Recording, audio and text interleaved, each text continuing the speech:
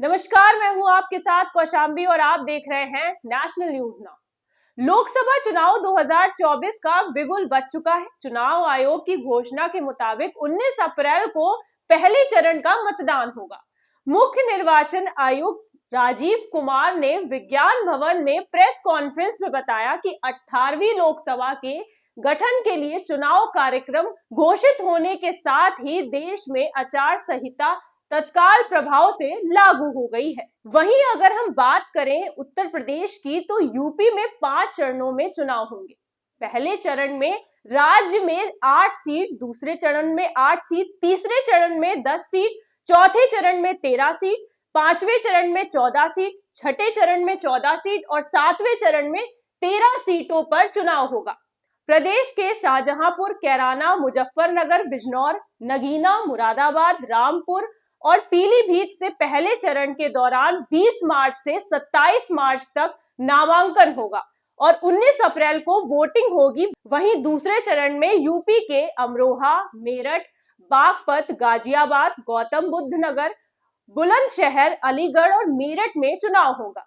28 मार्च से लेकर 4 अप्रैल तक नामांकन होगा और इसके बाद 26 अप्रैल को वोटिंग होगी। वहीं तीसरे चरण के दौरान यूपी के संभल, हाथरस, आगरा, फतेहपुर खीरी, फिरोजाबाद, मैनपुरी, एटा, बदायूं, ओनल और बरेली में चुनाव होगा। यहां 7 मई को वोटिंग होगी। वहीं यूपी के चौथे चरण में शाहजहांपुर, खीरी, धौरहरा, सीतापुर, हरदोई, मिश्रिक, उन्नाव, फर्रुखाबाद, इटावा, कन्नौज, कानपुर, अकबरपुर और बहराइच में 13 मई को वोट डाले जाएंगे। जबकि यूपी में 5वें चरण में मोहनलालगंज, लखनऊ, रायबरेली, अमेठी, जालौन, झांसी, हमीरपुर, बांदा, फतेहपुर, कौशाम्बी, बाराबंकी, फैजाबाद, कैसरगंज और गोंडा में 20 मई को वोटिंग हो।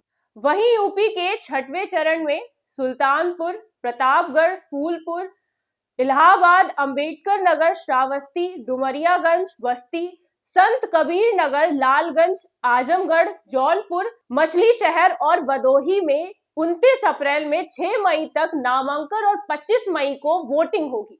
वहीं राज्य में 7वें चरण के दौरान महाराजगंज, गोरखपुर, कुशीनगर, देवरिया, बांसगांव, गोसी, सलेमपुर, बलिया, गाजीपुर, चंदौली, वाराणसी, मिर्जापुर और रॉबर्टगंज सीट पर 7 मई से 14 मई तक नामांकन होगा और 1 जून को वोट डाले जाएंगे।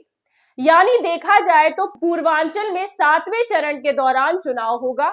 आपको बता दें, चुनाव आयोग ने अपनी प्रेस कॉन्फ्रेंस में कहा कि राजनीतिक दलों को धार्मिक टिप्पणी करने से बचना चाहिए।